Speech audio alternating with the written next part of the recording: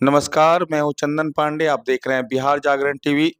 जैसा कि बिहार में देख रहे हैं चुनावी दौर चल रहा है और अभी हम स्थित हैं कहलगांव विधानसभा में और वहाँ राजद के प्रत्याशी रजनीश यादव जी हैं।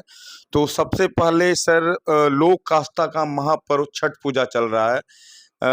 लोक आस्था के छठ के महापर्व में पूरे कहलगांव वासियों को और पीरपैंती प्रखंड वासियों को, भागलपुर जिला वासियों को क्या कुछ करना चाहिए?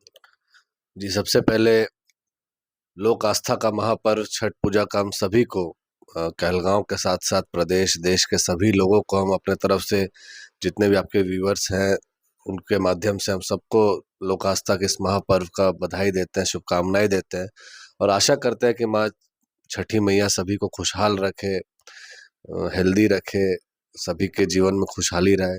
यही। जैसा कि सोशल मीडिया पर लगातार देखा जा रहा है कि रजनीश यादव जी युवा हैं, युवा विधायक होंगे और काफी विस्तार करेंगे। वहीं तेजस्वी जी का एक बयान आया हुआ है कि हर घर में एक नौकरी देंगे, तो इस पर सर क्या कहिएगा? जी देखिए, क्योंकि अगर हमारे नेता तेजस्वी यादव जी ने ये बयान दिया है तो ज़रूर इसके पीछे कहीं न कहीं एक ऑथेंटिसिटी होगी। पिछले बार भी आप लोगों ने देखा कि उन्होंने वादा किया था कि अगर सरकार बनी तो हम 10 लाख नौकरी लोगों को देंगे। नहीं बन पाया, लेकिन 17 महीने का कार्यकाल रहा, उसमें 5 लाख लोगों को उन्होंने रोज़गार देने का, नौकरी देने का काम किया। अभी भी हमारे नेता ने कहा है कि अगर हमारी सरकार बनती है तो अगर जितने भी बेरोज़गार युवा हैं, हर घर एक नौकरी देंगे। मान के चलिए, हो सकता है कि ऊपर-नीचे हो, 100 का 100 नहीं हो, लेकिन इतना हमें पूर्णतः भरोसा है कि ये 50% लोगों को नौकरी देंगे और उसमें कहलगांव विधानसभा की भागीदारी सबसे ज़्यादा रहेगी। ये भी हम आपके चैनल के माध्यम से वादा करके जा रहे हैं, वादा करते हैं। अगर सर आप जीत के आते हैं तो युवाओं के लिए पहली प्राथमिकता आपकी क्या होगी?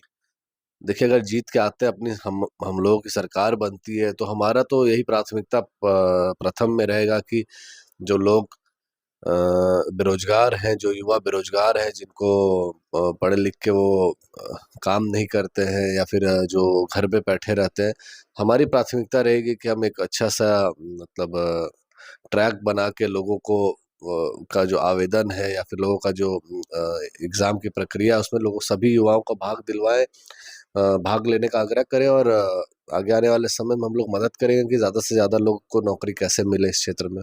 जैसा कि देखा जा रहा है अभी जैसे लोक आस्था का महापर्व छठ पूजा चल रहा है और जितने भी बिहारी मजदूर पलायन करते हैं बाहर, हर जगह कोई ऐसा विश्व में क्षेत्र नहीं है जहां बिहारी मौजूद नहीं है। अगर राजद की इस बार सरकार बनती है तो जैसे बड़े बड़े रेलवे स्टेशनों पर 3-3 किलोमीटर 4-4 किलोमीटर जनरल डब्बे में चढ़ने के लिए लाइन लगती है कि हमको घर जाना है, बिहार आना है। तो क्या लगता है अगर इस बार आप जीतते हैं और आपकी सरकार बनती है तो वो भीड़ जो बाहरी रेलवे स्टेशन पर लगता है 3-4 किलोमीटर लंबा लाइन बिहार आने के लिए, बिहार में रोजगार नहीं है, तो क्या बिहार में इस बार कोई अच्छी इंडस्ट्री लगेगी, रोजगार होगा? जी, हमारे नेता ने तो ये वादा ही किया है कि हमारी सरकार बनेगी तो हम पलायन को रोकने का काम करेंगे, यहाँ पे एक से एक बढ़ के फैक्ट्रियाँ लाने का काम करेंगे। तो एक मौका ही माँग रहे हैं, एक मौका दे के देखिए। देखिए, मान के चलिए कोई 20 साल से सरकार है, इन्होंने कुछ नहीं किया। एक बार अलग करके देखिए, एक बार अलग रास्ता अपना के देखिए। अगर हम भी कुछ नहीं करेंगे तो 5 साल के लिए ना मौका माँग रहे हैं। 5 साल बाद आप फिर मूल्यांकन करके, आकलन करके आप हमें हटा दीजिएगा अगर हमारा काम आपको बढ़िया ना लगे तो। बस एक आग्रह कर रहे हैं, निवेदन कर रहे हैं कि इस छठ पूजा के महापर्व में कि एक बार सहयोग करिए। जैसा कि सर आपका जो सरकार है शिक्षा और व्यवस्था पर काफी ध्यान दी हुई है। जैसे आप कहलगांव प्रखंड से चुनाव लड़ रहे हैं, कहलगांव में एक अस्पताल है। अगर कोई भी पेशेंट जाता है, दुर्घटना भी होता है तो उसे सीधा भागलपुर रेफर कर दिया जाता है। कोई बेड की व्यवस्था नहीं, अच्छी सुविधा नहीं है। तो क्या शिक्षा और स्वास्थ्य पर पूरा जोर रहेगा? पहला प्राथमिकता हमारा स्वास्थ्य पे ही रहेगा। पहला प्राथमिकता स्वास्थ्य रहेगा, शिक्षा रहेगा। रीज़न बिहाइंड कि अगर अच्छा स्वास्थ्य, जब लोग स्वस्थ ही नहीं रहेंगे, लोगों का जान ही नहीं बचेगा, तो फिर रोड, पुल-पुलिया, सड़क और ये सब बना के अब मिलेगा क्या? फ़ायदा क्या है? तो पहला प्राथमिकता रहेगा कि स्वास्थ्य विभाग को, हम स्वास्थ्य व्यवस्था को कैसे यहाँ पे सुदृढ़ करें और इस चीज़ से व्यवस्था को हम मतलब जो हाईटेक वे में कैसे यहाँ पे कहलगाँव विधानसभा में हम इस चीज़ को दें और प्रयास हम शत प्रतिशत रहेगा, 100 का 100% हमारा कोशिश और प्रयास रहेगा कि हम लोगों को कैसे मदद कर पाएँ इन सब चीज़ों में।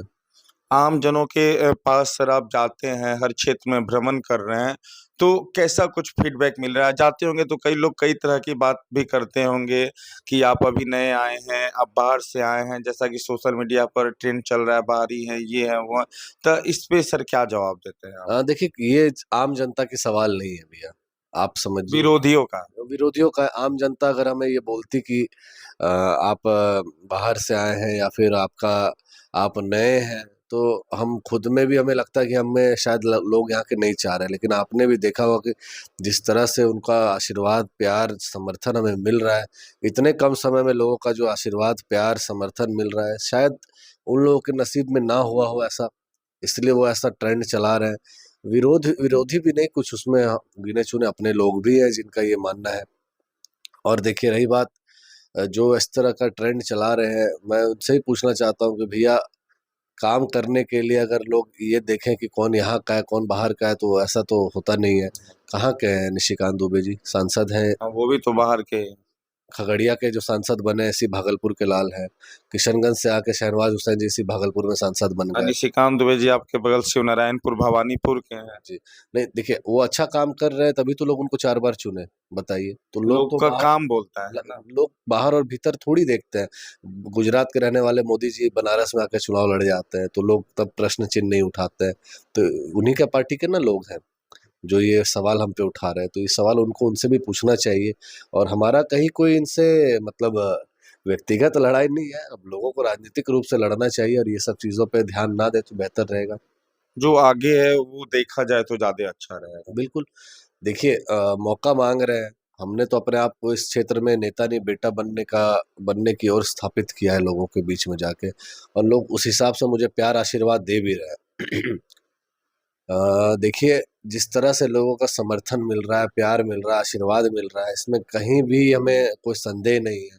आज तो देखिए जिस तरह से लोग हमारे पीछे लगे हुए हैं। हम्म, विपक्ष तो विपक्ष, हमारे गठबंधन के इधर दल, दूसरे दल खड़े हो गए हैं। अब उनको भी पता है कि परिणाम क्या होगा, लेकिन कहीं ना कहीं वो हमारा ही नुकसान करेंगे। लेकिन हमको पता है उस नुकसान का भरपाई करते हुए भी हम यहाँ की जनता में चुनाव जिताएगी। जैसा कि परिवर्तन संसार का नियम होता है, तो हर 5 साल में भी आम जनता को परिवर्तन करना चाहिए कि और इस बार आपको मौका देना चाहिए। जी, हम मौका मांग रहे हैं, एक बार मौका मांग रहे हैं। देखिए, 26 साल हमारा उम्र है। आज झूठ सही बोल के आपसे वोट ले लेंगे, 5 साल बाद आना तो इसी अदालत में है। 5 साल बाद 31 साल उम्र रहेगा, अभी लगभग 60 साल की उम्र तक अब इस फील्ड में हमको रहना है। तो झूठ सही बोल के हम चल तो नहीं सकते हैं, झूठ सही बोल के हम लोगों को बरगला तो नहीं सकते हैं, झूठ सही बोल के हम लोगों को दिग्भ्रमित तो नहीं कर सकते हैं। तो हम यही आग्रह करेंगे, एक मौका मांग रहे हैं, एक मौका दीजिए। निश्चित है कि हम आप लोग को ये साबित करके दिखाएंगे कि एक बेटा बनने का फर्ज क्या होता है और बेटा बन के काम कैसे किया जाता है। तो आप समझ जाइए, आप लोगों के बीच कोई नेता बनकर नहीं आ रहा है, घर का बेटा बनकर आ रहा है। रजनीश यादव जी ने बताया। और एक और लास्ट सवाल रहेगा कि जो बैलेट नंबर मिला है, बैलेट नंबर पर क्रमांक संख्या क्या होगा आपका? हमारा क्रमांक संख्या 3 है, चूंकि मेरे ख्याल से अल्फाबेटिकल वे में दिया गया है, तो हमारा क्रमांक संख्या 3 है।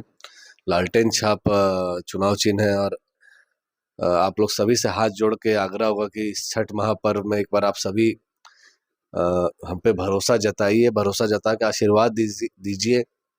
युवा है, लंबा रेस का घोड़ा है, जितना दौड़ा सकिएगा उतना दौड़ेंगे। और जितना आप हमसे अ, मतलब काम करवा सकते हैं उतना हम काम करेंगे आप लोगों के लिए। और बहुत लंबी लड़ाई लड़ना है हम लोगों को, इसलिए झूठ से ही बोल के हम काम नहीं करेंगे।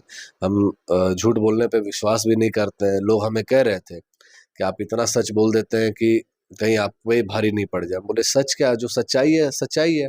अब इसमें झूठ बोल के हम राजनीति थोड़ी करने आए हैं। झूठ, 10 झूठ बोलने से अच्छा है मुंह पे एक बार सच बोल सच दो। बोलना। और अब मान के चलिए, जो हमें कह रहे थे कि बाहर का है, देखिए घर कहलगांव में ही है ना, आप अभी कहलगांव में उपस्थित हैं। हाँ, कहलगांव में है। क्या आप यहाँ आए तो लगा कि हम गोड्डा से आ रहे हैं यहाँ पे? नहीं, हम बताइए। तो सीधा घुस गए। यहीं आए, तो हम यहीं रह रहे हैं, यहीं पे रहना है हमारा। अभी कुछ दिन में हम अपना पर्सनल मैनिफेस्टो निकालेंगे इस क्षेत्र के लिए। आप लोगों को भी गर्व होगा कि चलो कोई तो नेता है जो इन सब चीज़ों पे बात करता है, कोई तो एक लड़का है जो इन सब चीज़ों पे बात करेगा, मुद्दे पे बात करके यहाँ पे विकास करने का काम करेगा। आप लोगों को भी गर्व होगा, इसलिए हम आप लोग सभी से आग्रह करेंगे कि एक बार सहयोग मिलकर सभी कोई करिए। चलिए, बहुत बहुत धन्यवाद। हमारी बात हो रही थी राजद प्रत्याशी, युवा प्रत्याशी रजनीश यादव जी से। बाकी कमेंट करके आप जरूर बताइएगा बातचीत कैसा लगा, और रजनीश यादव जी कितने अच्छे प्रत्याशी हो सकते हैं कलगांव विधानसभा के लिए।